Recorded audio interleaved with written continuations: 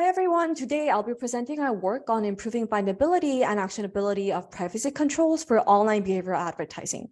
My name is Jane, and this is work done with wonderful collaborators Ruiyi, Weikun, Nick, Hana, Lorrie, and my advisors Nikola and Florian.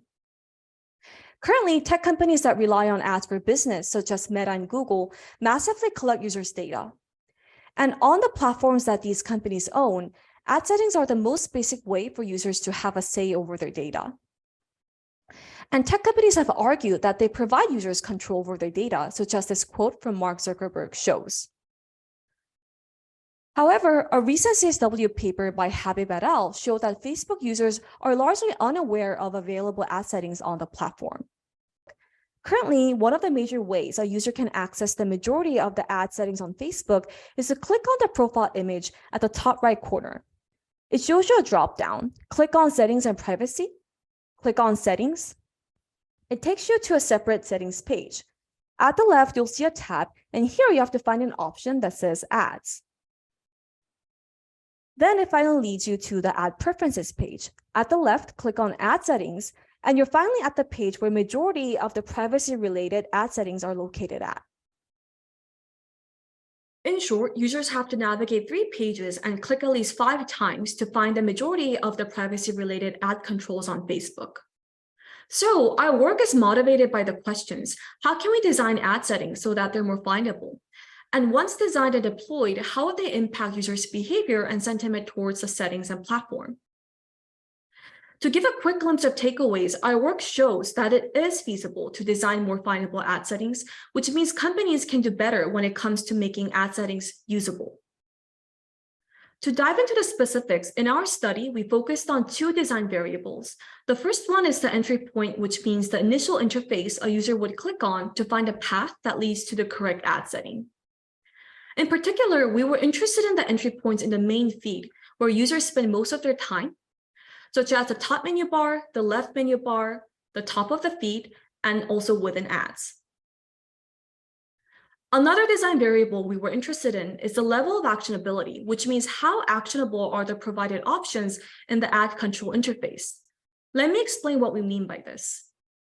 Platforms typically provide ad controls with low actionability because they provide links to the general ad settings page, where the user has to spend time searching the page to find the right setting that they want to use. In contrast, this screenshot shows one of the final designs that we used in the experiment, which I'll discuss in depth later in the talk. It has high actionability because the setting directly surfaces links to specific functionalities. For example, the interface surfaces links like stop using data from partners to personalize ads. When a user clicks on this link, a specific pop-up that the user was looking for opens up so that they can start taking actions right away. Our study had 3 steps. The first one was the formative study, which we conducted to explore and finalize designs regarding entry points and level of actionability. We conducted interviews with 20 participants to explore and select designs shown via mockups and interactive prototypes, as the screenshots here show. Based on the formative study, we finalized our design decisions for the location of entry points. We decided to focus on within ads and top of the feed, mainly because these 2 were the most findable among the explored designs.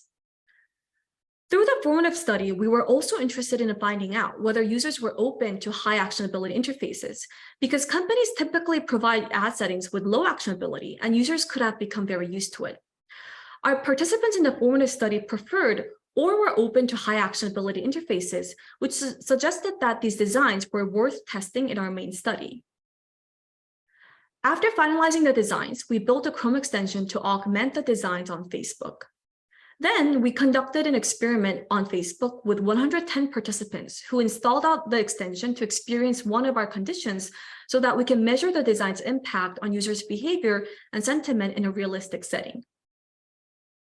Our experiment had 5 conditions, including the control condition, which is Facebook's original interface without any changes. We considered the control condition to have low actionability as the feed surfaces links to general ad settings page.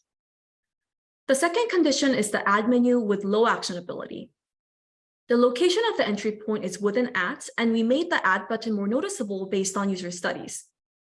In the drop-down menu, we kept Facebook's original options under the section for this ad. It has low actionability as we surface new links to Facebook's ad settings page and account settings page under the section for all ads. The next condition is the ad menu with high actionability.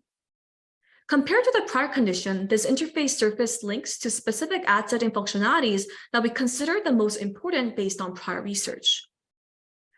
The fourth condition is the feed dashboard with low actionability.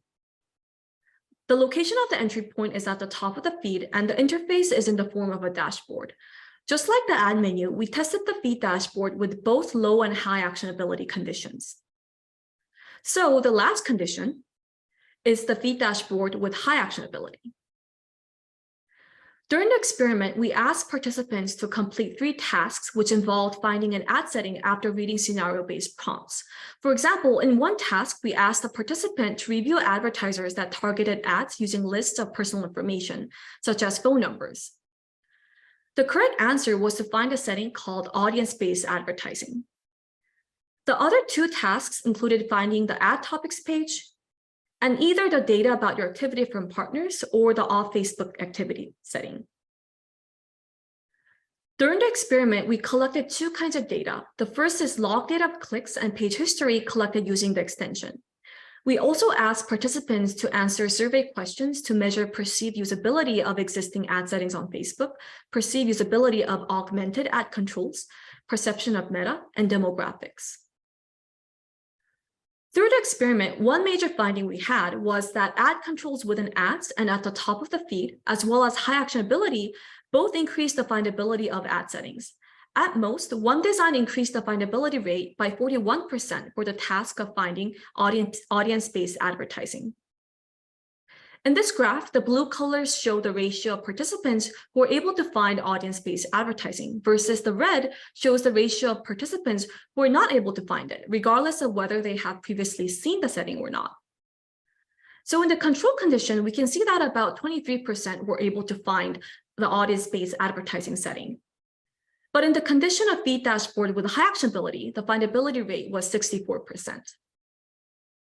Another finding that was interesting was that ad controls within ads and at the top of the feed, as well as high actionability, both positively impacted users' perception of existing Facebook ad settings.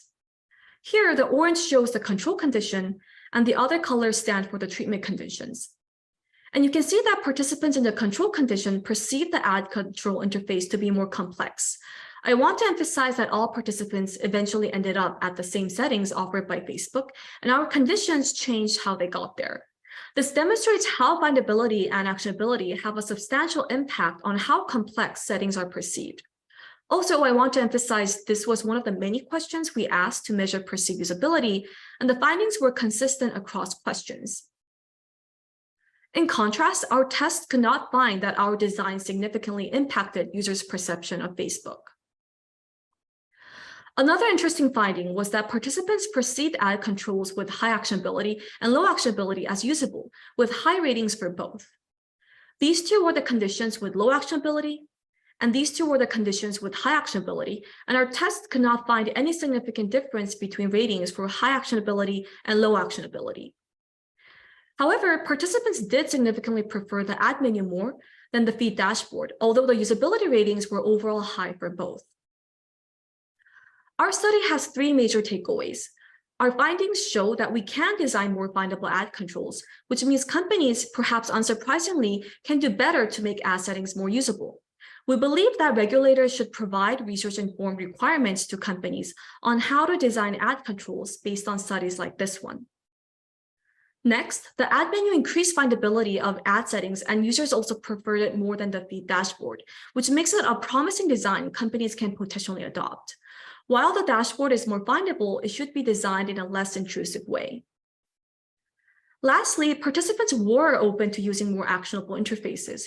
We caution against designs that hide important functionalities under the guise of being minimalist. Thank you for listening.